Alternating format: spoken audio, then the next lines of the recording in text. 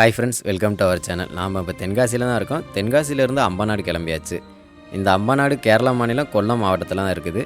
தென்காசியிலேருந்து ஒரு 40 கிலோமீட்டர் வரும். நாம் ஒரு 2 மணி நேரத்துலலாம் ரீச் பண்ணிடலாம். அம்பநாடு போகிறதே அங்கே உள்ள தேயிலை எஸ்டேட், அதுக்கப்புறம் வாட்டர் ஃபால்ஸு பார்க்க தான். அம்பநாடுக்கு போகிற ரூட் வந்துட்டு செம்ம டீப் ஃபாரஸ்ட்டாக இருக்கும். யானைகளுமே இங்கே அதிகமாக இருக்குமா, அதனால் ஈவினிங் வந்து ரொம்ப சீக்கிரமே கீழே வர சொல்லிட்டாங்க. நைட் டயத்தில் வந்துட்டு யானை எல்லாமே ரோட்டுக்கு வந்துருமா. மூணார் மாதிரியே அம்பநாட்டிலையும் வந்துட்டு தேயிலை தோட்டம் அதிகமாக இருக்கிறதுனால இதை வந்துட்டு மினி மூணார்னு கூட சொல்கிறாங்க. அம்பநாடு போகிற வழியில் தான் பாலருவி இருக்குது. அங்கேயுமே நான் போயிட்டு தான் வந்தேன். தென்காசியில் நிறைய இடத்துல பைக்கில் வச்சு பதனி, நொங்கு எல்லாமே விற்பாங்க. நம்ம ஒரு இடத்துல போயிட்டு அப்படியே ஒரு 10 நிமிஷம் சுற்றி பார்த்துட்டு வந்தோம்னாவே நம்மகிட்ட வந்து வேணுமான்னு கேட்பாங்க. இங்கேயுமே ஒருத்தர் வந்தார். அவர்கிட்ட பதனி வாங்கி குடிச்சிட்டு அங்கேருந்து அப்படியே கிளம்பிட்டேன்.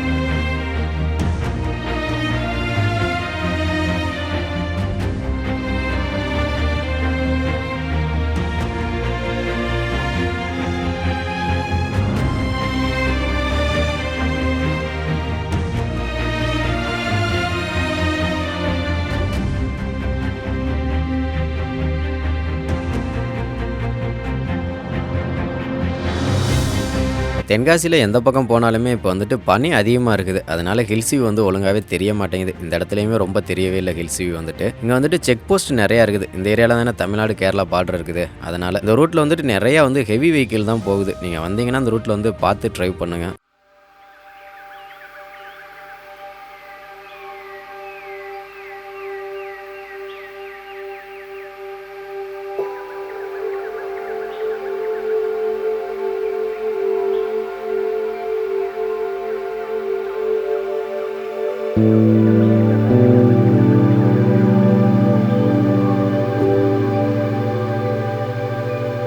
கேரளா உள்ள என்ட்ரானதுமே வழக்கம் போல் நிறைய லாட்டரி டிக்கெட் கடைகள் பார்க்க முடிஞ்சுச்சு. அரியங்காவ் ரயில்வே ஸ்டேஷனுக்கு போயிட்டு 13 ஆர்ச் பிரிட்ஜ் இருக்குல்ல, அதில் ட்ரெயின் எத்தனை மணிக்கு வரும் அப்படின்னு சொல்லிட்டு கேட்டுட்டு அதுக்கப்புறம் அங்கேருந்து கிளம்புனேன்.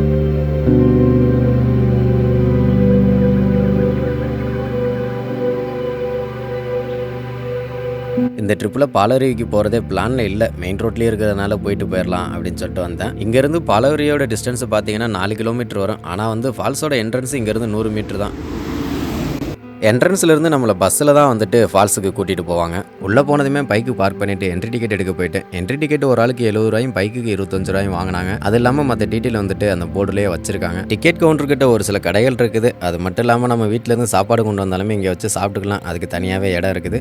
டிக்கெட் எடுத்துகிட்டு பஸ் ஏற போகும்போது அங்கே இருந்த பஸ்ஸு கிளம்பிருச்சு. உடனே அடுத்த பஸ்ஸு கொண்டு வந்துட்டாங்க. அந்த பஸ்ஸில் ஏறி அப்படியே கிளம்பிட்டோம். ஃபுல்லாக வந்துட்டு நம்மளை டீ ஃபாரஸ்ட்டுக்குள்ளே தான் கூட்டிகிட்டு போவாங்க.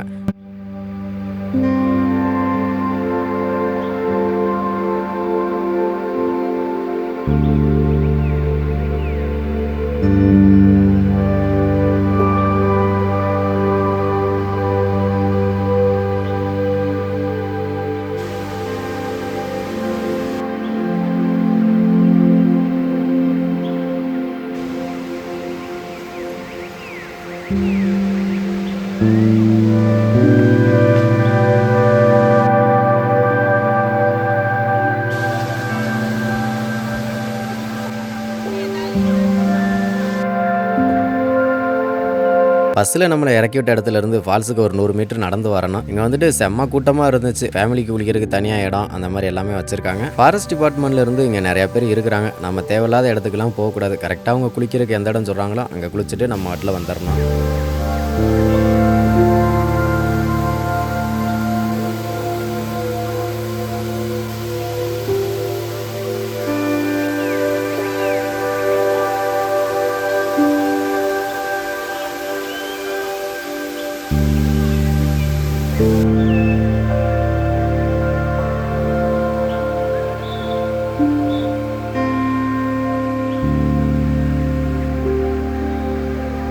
கீழே குளிக்கிற இடம் இருக்குல்ல, அதே மாதிரி மேலேருந்து நம்ம பார்க்குறதுக்கு ஒரு மண்டபம் ஒன்று ரெடி பண்ணி வச்சுருக்காங்க. ஸ்டெப்ஸ் வழியே நம்ம மேலே ஏறி வந்துடலாம்.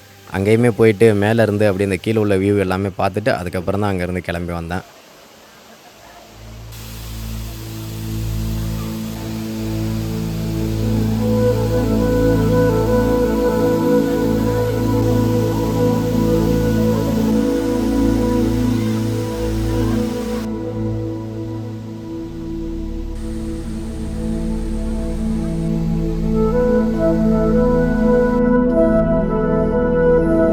பஸ்ஸில் இறக்கி விட்டாங்கல்ல, அந்த இடத்துல வந்து ஒரு 10 நிமிஷத்துக்கிட்ட வெயிட் பண்ணோம். அடுத்த பஸ் வந்துருச்சு. அதில் ஏறி இங்கே வந்துட்டோம். இப்போ வந்துட்டு இங்கேருந்து மறுபடியும் ஆளுங்களை கூட்டிகிட்டு போகிறதுக்கு வந்து பஸ் ரெடியாக இருக்குது. ஆளுங்க வந்து வந்துக்கிட்டே தான் இருக்கிறாங்க அடிக்கடி. இங்கே வந்துட்டு தென்மலையில் வந்து எக்கோ டூரிசம் இருக்குதான். நெக்ஸ்ட் டைம் வரும்போது அதையுமே நம்ம ட்ரை பண்ணி பார்க்கணும்.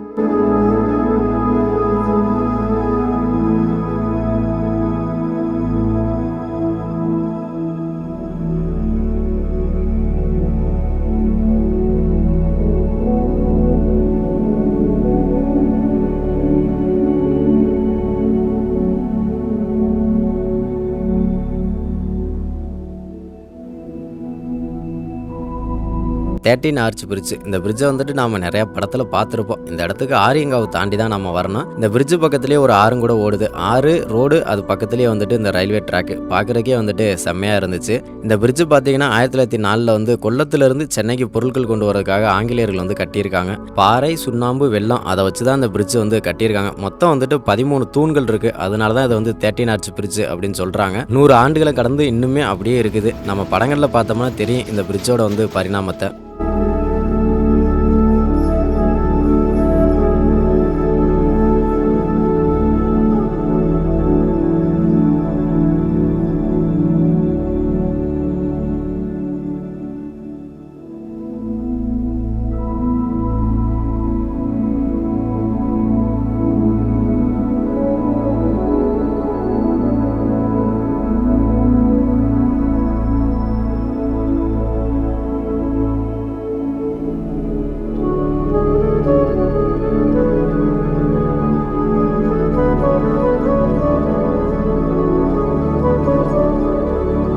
பிரிட்ஜ் பார்த்துட்டு இப்போ நம்ம அம்மாநாடு கிளம்பியாச்சு. போகிற ரூட் வந்துட்டு ரொம்ப மோசமாக தான் இருந்துச்சு. இதுக்கப்புறம் ஃபுல்லாக டீ ஃபாரஸ்ட் தான். இந்த ஏரியாவில் வந்துட்டு நிறையா ரப்பர் மரங்கள் இருக்குது. அது மட்டும் இல்லாமல் இங்கே வந்து கத்தாழை சாகுபடி பண்ணுறாங்க. இங்கே இருந்துட்டு ஃபுல்லாக எக்ஸ்போர்ட் பண்ணுவாங்களாம். இந்த ரூட்டில் வந்துட்டு அங்கங்கே சில கிராமங்கள் இருக்குது. அவங்கள்ட்ட போய் தான் நான் அட்ரஸ் கேட்டு அதுக்கப்புறம் உள்ளே போயிட்டே இருந்தேன்.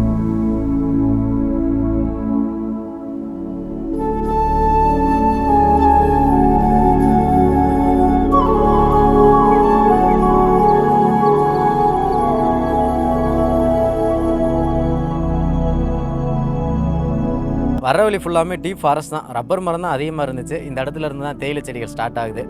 இன்னும் ஒரு 5 கிலோமீட்டர் போகணும்னு நினைக்கிறேன்.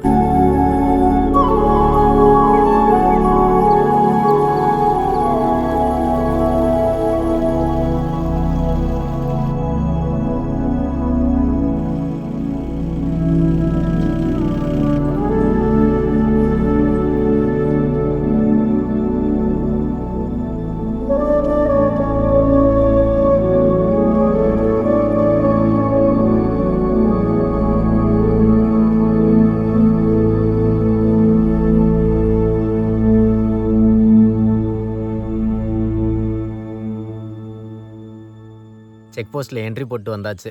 என்ட்ரி டிக்கெட் வந்து ஒரு ஆளுக்கு 100 ரூபா வாங்குறாங்க. அது இல்லாமல் நம்மளோட ஃபுல் டீட்டெயிலுமே வாங்கிக்கிறாங்க. இப்போ வந்துட்டு போட்டோ பாயிண்ட் ஏரியாவில் தான் இருக்கிறோம். இதுக்கப்புறம் அப்படியே உள்ளே போயிட்டு சுற்றி பார்க்கலாம். டைமிங் ஒன்றும் பிரச்சனை இல்லை. காலையில் 5:30லேருந்து ஓப்பன் பண்ணிடுவாங்களாம். ஈவினிங் 5 மணி வரைக்குமே உள்ளே அலோவ் பண்ணுவாங்களாம். ஆனால் கீழே ரிட்டன் வர்றது ஒரு 6 மணிக்குள்ளே வர சொன்னாங்க. அடுத்து வந்து யானைகள்லாம் ரோட்டுக்கு வந்துருமா நைட் ஆனால். அதனால் ரிட்டன் மட்டும் கொஞ்சம் சீக்கிரம் வாங்க அப்படின்னு சொல்லி அனுப்பிச்சி விட்டாங்க. நம்ம வர்ற ரூட்டில் நிறைய இடத்துல குட்டி குட்டியாக ஃபால்ஸ் இருக்குது. மழை பெய்யாதனால இப்போ எங்கேயுமே தண்ணி வரல. ஒரு 2 ஃபால்ஸில் மட்டும்தான் லைட்டாக தண்ணி வந்துச்சு. இந்த ஏரியாவுக்கு நல்லா மழை காலத்தில் வந்தோம்னா தான் சூப்பராக இருக்கும்னு நினைக்கிறேன். இப்போ வந்துட்டு கீழேலாம் ஒரே வெயிலாக தான் இருந்துச்சு. இந்த ஏரியாவில் தான் லைட்டாக கூலிங் வந்து ஃபீல் ஆகுது. ரிட்டர்ன் போகும்போது ஓரளவு நல்ல கூலிங்காக இருக்கும்னு நினைக்கிறேன். பார்க்கலாம்.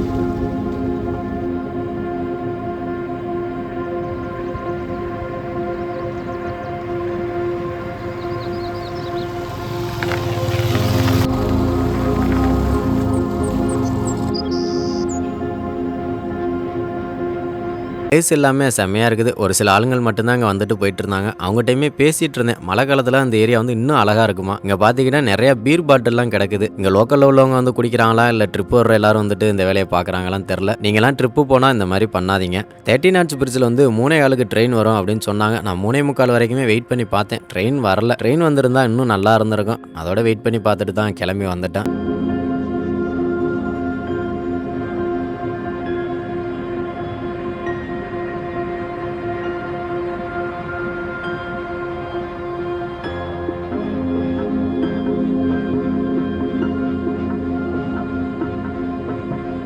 வியூ பாயிண்ட் பார்த்துட்டு இன்னும் கொஞ்சம் தூரம் உள்ளே போனேன். என்ன இருக்குன்னு சொல்லிட்டு பார்க்கலான்னு.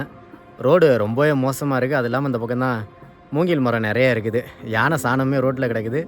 பக்கத்தில் ஒரு ஓடையுமே இருக்குது. ரோடு ரொம்ப மோசமாக இருக்குது. அது அப்படியே திரும்பி மறுபடியும் உள்ளே போவோம். அங்கே போயிட்டு கேட்போம் இந்த பக்கம் என்ன இருக்குன்னா. இங்கே இந்த வியூ பாயிண்டில் நின்றவங்ககிட்ட கேட்டேன். இது வெளியே போனால் அப்படியே அச்சங்கோயில் போகலாம் அப்படின்னு சொன்னாங்க.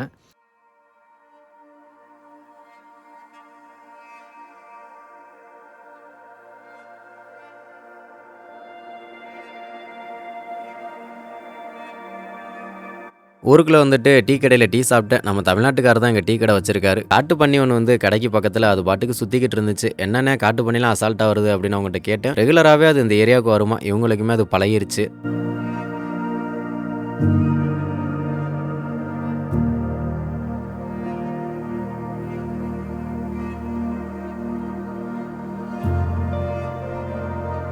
டீ ஃபேக்ட்ரி பார்க்கலாம் அப்படின்னு சொல்லிட்டு இங்கே வந்தேன். 4 மணிக்கெலாம் க்ளோஸ் பண்ணிடுவாங்களாம். என்ட்ரி டிக்கெட் வந்து 150 ரூபா வாங்குவாங்களாம். நம்ம சீக்கிரமாக வந்தால் உள்ளே போய் அந்த டீ எல்லாம் தயாரிப்பாங்கள்ல அது எல்லாமே பார்க்கலாம். டீ அண்ட் ரஃபர் எஸ்டேட் அது மொத்தம் 2500 ஏக்கரில் இருக்குது. இது மாதிரி உங்களுக்கு நிறையா இருக்குதான் இங்கே. 6 மணிக்கு மேலே யானை வரும், சீக்கிரம் கீழே போங்க தம்பி அப்படின்னு வர்றவங்களுமே சொன்னாங்க. அப்படியே கிளம்புவோம். வீடியோவை லைக் பண்ணிடுங்க, சேனலை சப்ஸ்கிரைப் பண்ணிடுங்க.